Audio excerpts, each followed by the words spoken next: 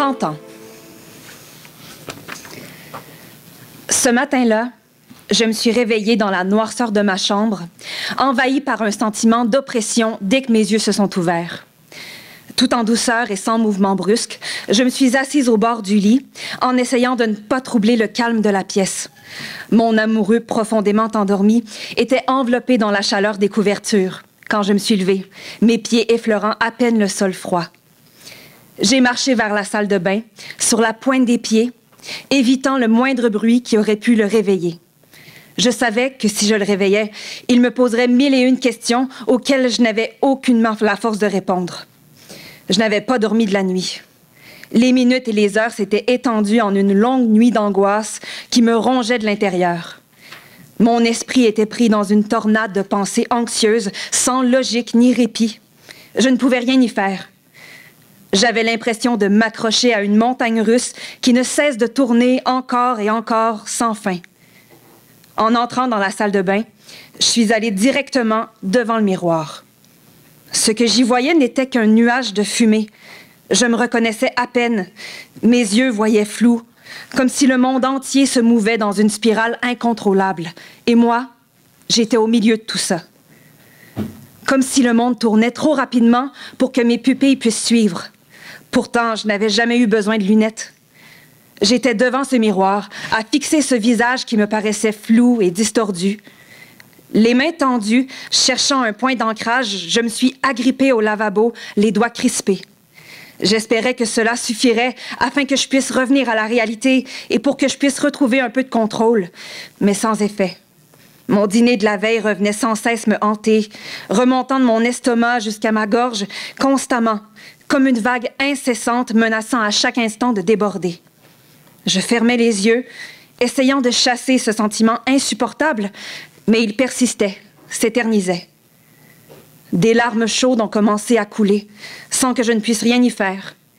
Elles s'échappaient l'une après l'autre, emportant avec elles le peu de dignité qu'il pouvait me rester. Chacune de mes respirations demandait un effort incommensurable. Chaque pensée était un poids supplémentaire sur mes épaules déjà affaiblies. Je devais me ressaisir. Mais comment? La peur s'était emparée de moi, une peur profonde et viscérale que je n'arrivais aucunement à chasser, malgré tous les efforts que je pouvais faire. Ce n'était plus le temps de faire demi-tour. Au moment où mon amoureux s'est réveillé, il a immédiatement compris ce qui se passait. Il a essayé de me réconforter sans résultat. Sans hésitation, il m'a accompagnée à la voiture et m'a conduite jusqu'à destination. Les arbres défilaient à toute vitesse et le ciel orangé du matin m'aidait, paradoxalement, à vider un peu mon esprit. Je n'avais plus le choix. Je devais le faire. Par contre, je devais camoufler mon angoisse, afficher un sourire de caméra comme si tout allait bien.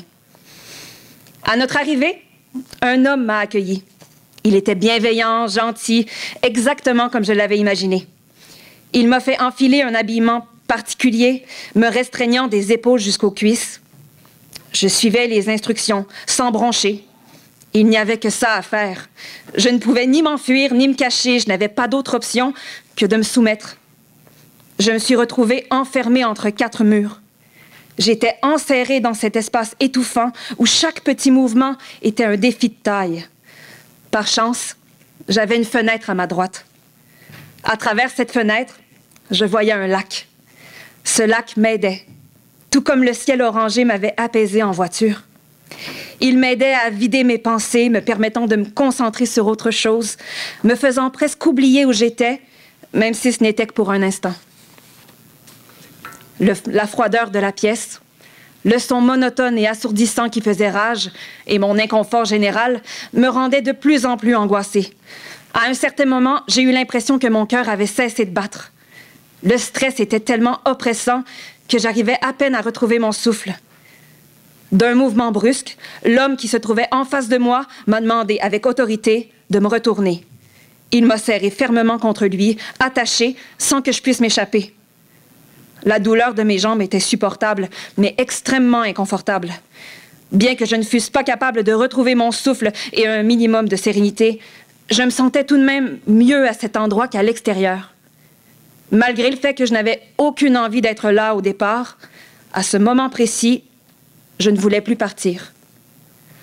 Un chiffre apparaissait devant moi. Un simple chiffre pour certains, mais un chiffre qui m'a fait vivre un sentiment indescriptible. Le mélange d'anxiété et de peur que je ressentais s'apprêtait à quitter mon esprit. Enfin, l'absence de circulation sanguine au niveau de mes jambes n'allait plus être ma source de préoccupation principale. Le moment était arrivé. Le moment de liberté ultime, qui allait enfin enlever toute cette pression qui s'enflammait en moi. L'homme qui se tenait maintenant très près derrière moi respirait lourdement. Chaque souffle résonnait dans mes oreilles, renforçant ce sentiment d'oppression. Toujours attaché contre lui, je n'osais bouger. Caméra en main, il a tendu son bras devant moi, me plaçant au centre de l'objectif. Il a appuyé sur le bouton pour lancer l'enregistrement et a hurlé à mes oreilles. « On regarde la caméra. On sort dans 30 secondes. Je te souhaite un bon 30e anniversaire et surtout, un excellent saut. »